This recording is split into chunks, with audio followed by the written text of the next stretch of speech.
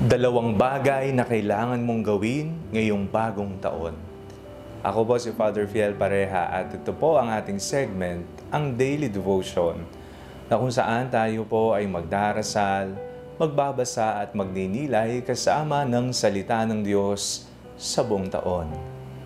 Manalangin tayo. Sa ngalan ng Ama, ng Anak at ng Espiritu Santo. Amen. Halina, banal na Espiritu, liwanagan mo ang aming puso at isip nang maunawaan at maisabuhay namin ang iyong salita. Amen.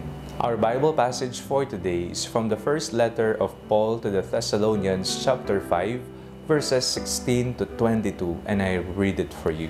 Rejoice always, pray without ceasing, give thanks in all circumstances, for this is the will of God in Christ Jesus for you. Do not quench the Spirit, do not despise the words of prophets, but test everything, hold fast to what is good, abstain from every form of evil.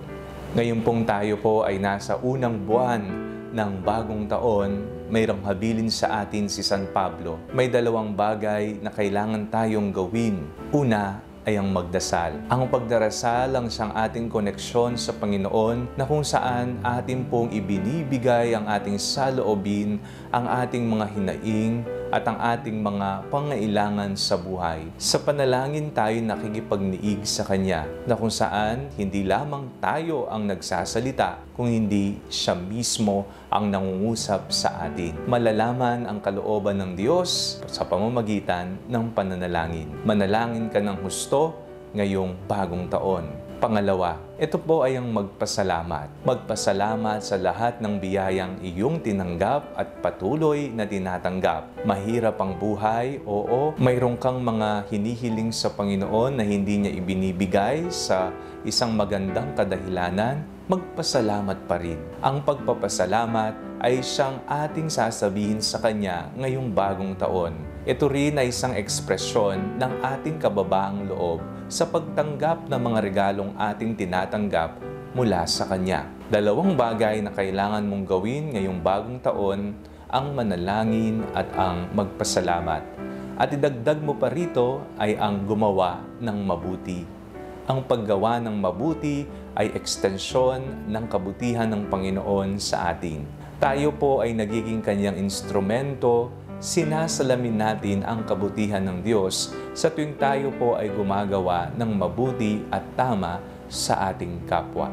Ngayong bagong taon, mangako ka, magdasal, magpasalamat at gumawa ng mabuti nang tayo ay higit pang mamuhay ng masaya bilang Kanyang mga anak dito sa lupa ngayong bagong taon.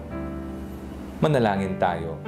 Panginoong mapagmahal, bigyan niyo po kami palagi ng isang pusong marunong at nais magdasal, magpasalamat at gumawa ng mabuti sa aming kapwa. Amen. Sa ngalan ng Ama, ng Anak at ng Espiritu Santo. Amen.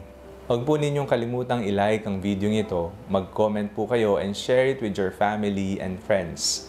Ang panalangin bago matulog ay may sariling Facebook page na po. Huwag niyo pong kakalimutang mag-like at mag-follow dito.